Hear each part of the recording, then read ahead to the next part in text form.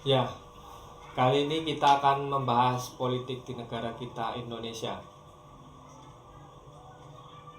Ya, tentang politik dinasti yang sekarang merajalela di mana-mana. Kita ambil sebagai contoh mantan presiden kita, Pak Joko Widodo. Dari beliaulah dinasti itu dirancang demikian rupa. Dari anak, mertua, bahkan sampai besan menjadi sasaran beliau sebagai dinasti politik. Ya, mungkin bukan negara di Indonesia saja yang menganut dinasti politik ini. Banyak negara-negara yang di luar Indonesia juga menganut politik dinasti ini. Mungkin kita lihat kayak Inggris, terus kayak Cina, mereka sudah menganut dinasti politik ini, yang dari pangeran turun ke pangeran lagi, dari dinasti ke dinasti lain, dari anak ke cucu akan turun-temurun seperti ini. Bahkan dari wali kota sampai DPR juga kerabat beliau.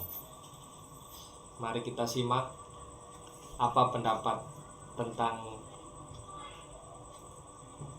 dinasti politik ini dari wawancara kita bersama ibu rumah tangga. Mari kita. Baik, saya akan menanggapi tentang pendapat saya sebagai ibu rumah tangga tentang dinasti politik yang ada di Indonesia.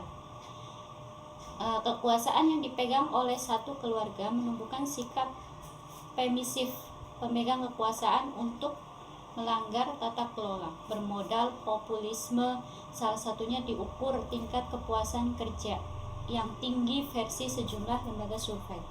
Jokowi berhasil menjadikan anak dan menantunya sebagai pesona elektoral bagi partai politik yang gagal menjalankan meritokrasi kader.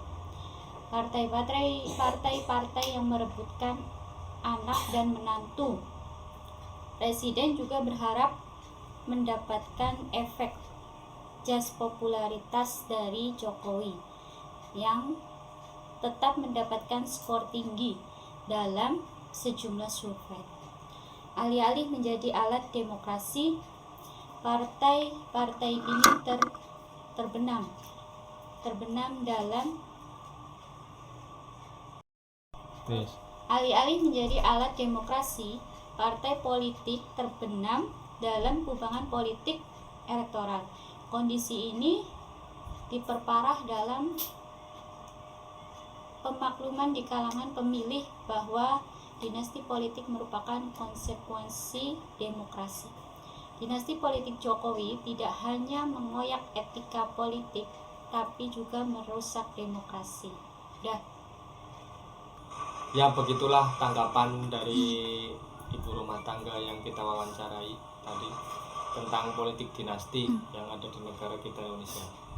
Ya, begitulah dinasti politik ini berjalan di negeri kita. Mungkin ini yang terbaik, mungkin ini juga jalan yang mereka pilih, mungkin ini juga jalan yang harus kita jalani bersama.